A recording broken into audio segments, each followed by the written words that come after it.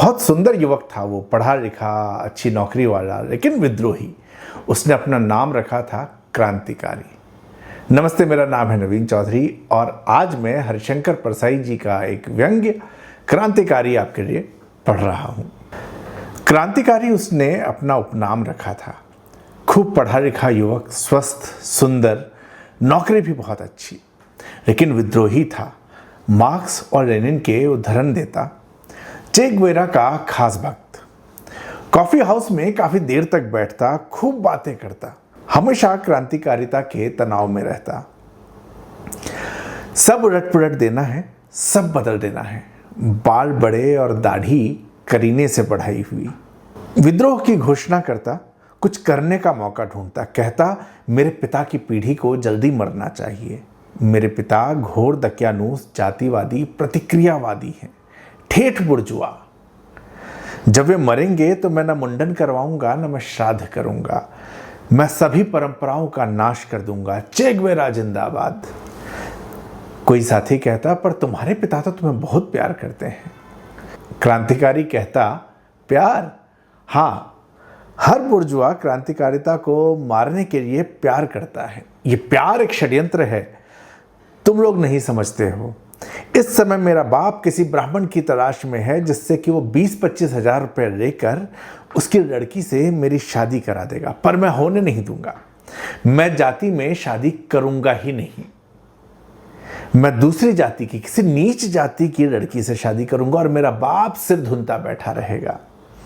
साथी ने कहा, लेकिन अगर तुम्हारा प्यार किसी ऐसी लड़की से हो जाए जो ब्राह्मण ही हो, तब क्या करोगे? तब तो शादी करोगे? उसने कहा, हरगिज नहीं, मैं उसे छोड़ दूंगा। कोई क्रांतिकारी अपनी जाति की लड़की से प्यार नहीं करता, न ही उससे शादी करता है। मेरा प्यार है एक कायस्थ लड़की, मैं उससे शादी करूंगा। फिर एक दिन इस क्रांतिकारी युवक ने कायस्थ लड़की से शादी कर ली। कोर्ट में ये शादी हुई और उसे लेके वो अपने शहर आया और अपने दोस्त के घर पे ठहर गया। बड़े ही शहीदाना मूड में था। कह रहा था, आई ब्रोक देयर नेक। मेरा बाप इस समय सिर धुन रहा होगा, माँ रो रही होगी, मोहल्ले पड़ोस के लोगों को इकट्ठा करके मेरा बाप कह रहा होगा कि हमारे लिए हमारा लड़का मर चुका, वह मुझे त्याग देगा, मुझे प्रॉपर्टी से वंचित कर देगा। आई डोंट केयर, मैं कोई भी बलिदान देने के लिए तैयार हूँ। वो घर मेरे लिए दुश्मन का घर हो गया है, but I will fight to the end. वह बरामदे में तना हुआ घूमता, फिर बैठ जाता, कहता, बस संघर्ष आ ही रहा है।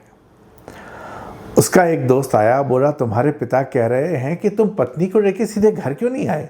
वो तो बहुत शांत थे, कह रहे लड़के और बहू को लेके घर आओ भाई। वो उत्तेजित हो गया। बुर्जुआ हिपोक्रेसी, ये एक षड्यंत्र है।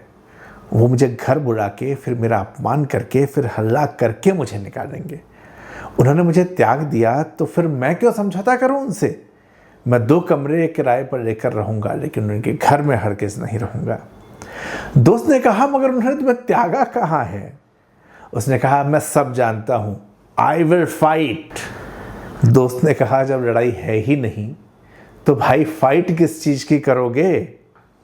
क्रांतिकारी अपनी कल्पनाओं में था। वो हथियार पहने कर रहा था, बारूद सुखा रहा था। क्रांति का निर्णायक क्षण आने वाला है, मैं वीरता से लड़ूंगा, बलिदान हो जाऊंगा।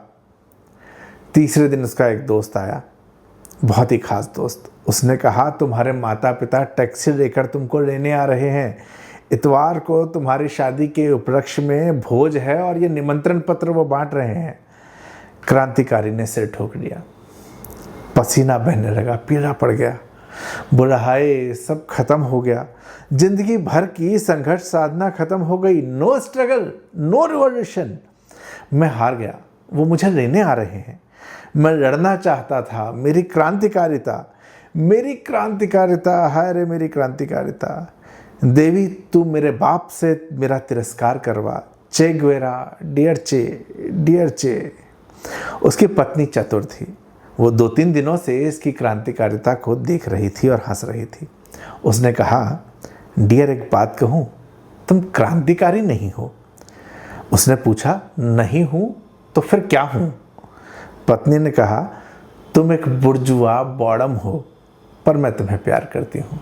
तो ये था परसाई जी का व्यंग क्रांतिकारी। पसंद आए तो शेयर करें, लाइक करें और सब्सक्राइब करना ना भूलें।